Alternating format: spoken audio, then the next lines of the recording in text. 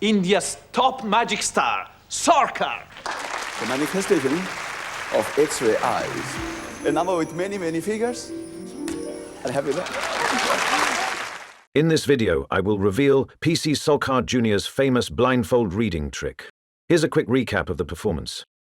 Sorcar begins the performance by folding a handkerchief and allowing the volunteers to look through it themselves, demonstrating that it is opaque. Can I see through this? No. Young lady? No. My half friend?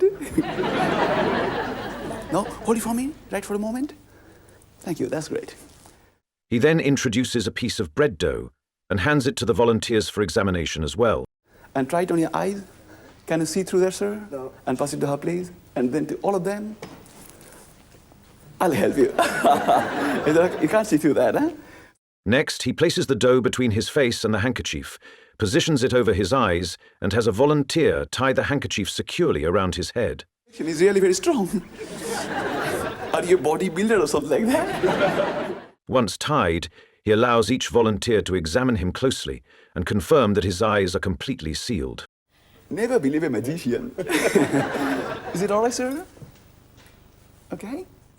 He then performs a series of blindfolded tricks in which each volunteer, one by one, is asked to write something on the blackboard, which he immediately replicates in real time. My God, when you write something.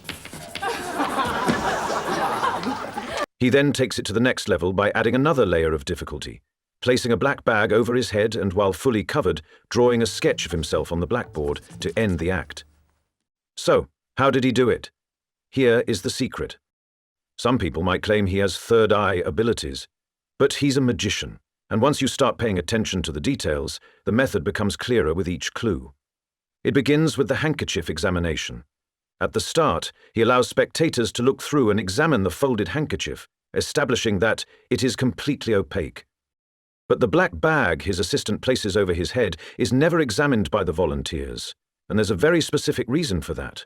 If you go through the footage frame by frame, you can clearly judge the bag's transparency and mesh thickness.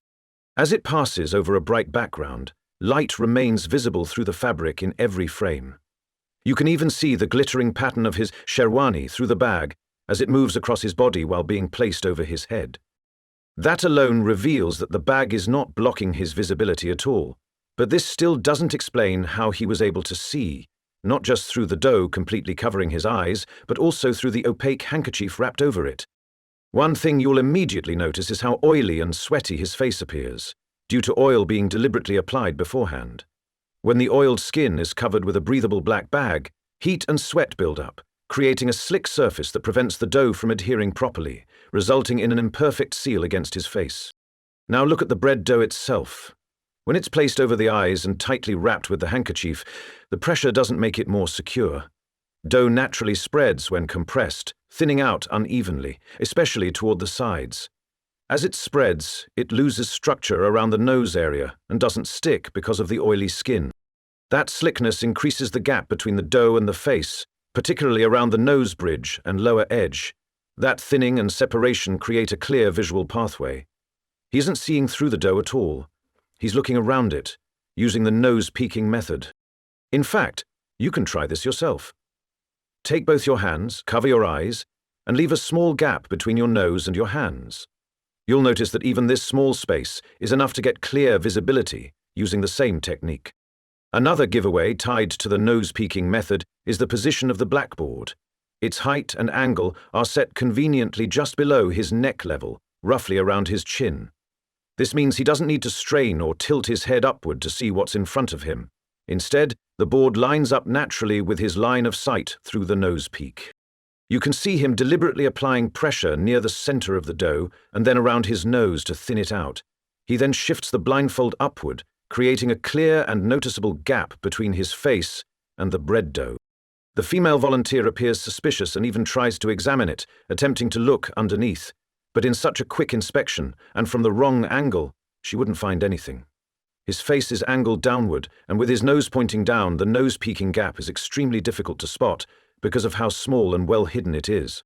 We already know the breathable black bag placed over his head isn't opaque, but instead of being a disadvantage, it actually works in his favor by acting as cover.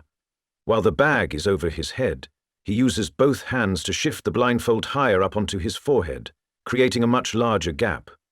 That larger gap remains completely hidden under the bag just before it's removed. After that, you can see him quickly but carefully push the blindfold back down using both hands and then remove the bag. The dough around his nose is now visibly thinner. When you compare it to how it looked before the bag was placed over his head, it's clearly much thinner afterward. Behind this mask, only the truth remains till we meet again.